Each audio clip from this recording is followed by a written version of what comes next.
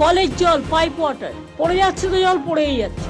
কিছু লোকের হ্যাবিট আছে, ঢাকনা করলেও ঢাকনাটা খুলেও বিক্রি করে দেয়। কলের মাথায় ট্যাপ নেই, প্রচন্ড স্পিডে জল পড়ছে, কোথাও জল অপচয় হচ্ছে, কোথাও আবার কল আছে, জল আসে না।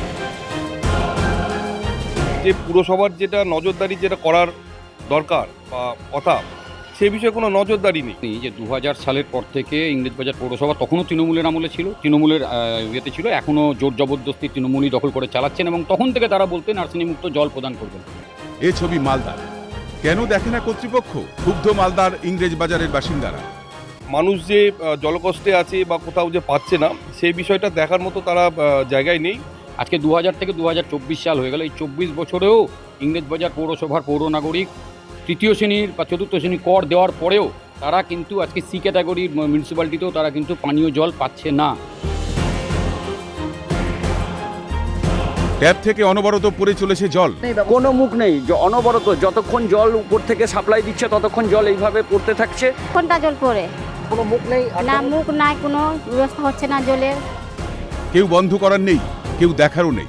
মালদার চাঁচল গ্রাম পঞ্চায়েতের বিভিন্ন প্রান্তে ধরা পড়েছে এই ছবি। ভাবুন তো, কত ভালো জল নষ্ট হচ্ছে দিনের পর দিন।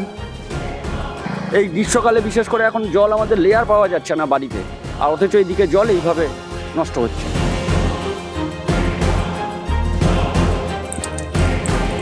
কোথাও নষ্ট হচ্ছে গ্যালন গ্যালন জল, আবার কোথাও মানুষজন প্রয়োজনীয় জল না পেয়ে সমস্যায় পড়ছেন। মুখ্যমন্ত্রীর করাবার্তার পর জল সমস্যা কোথায় কতখানি খতিয়ে দেখতে এলাকায় ঘুরলেন বারাসাত পুরসভার পুর পরিষদ সদস্য চম্পক দাস। দাঁড়িয়ে আছি তো, এরকম কমপ্লেন গেছে ওলার জল দেখার জন্য দাঁড়িয়ে আছি। আপনি মানে খুব বলা। কোথায় আমি তো দেখছি না, দুই জন্য বলছি গ্লাস নিয়ে আসুন, একটা গ্লাস কাঁচের গ্লাস নিয়ে আসুন।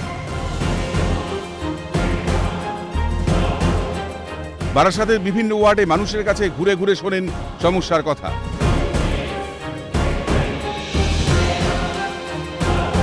ঠিকঠাক আসলে কি হবে, অল্প পড়ে সমস্যা তো হবে। জল অল্প পড়লে তো সমস্যা সময় হয়ে যায়, চলে যায়। আজকে এই মুহূর্তে প্রায় 4.5 লাখ লোক বারাসাতের বুকে বসবাস করে। জলের চাহিদা যোগানের ফারাক আছে এবং সেটা আমাদের সরকার জানে এবং আমাদের একটা নতুন প্রজেক্ট বারাসাতকে দিয়েছে এবং সেটা প্রসেসের মধ্যে আছে। জলের অপর নাম জীবন, জানেন সবাই, কিন্তু মনে রাখেন কজন?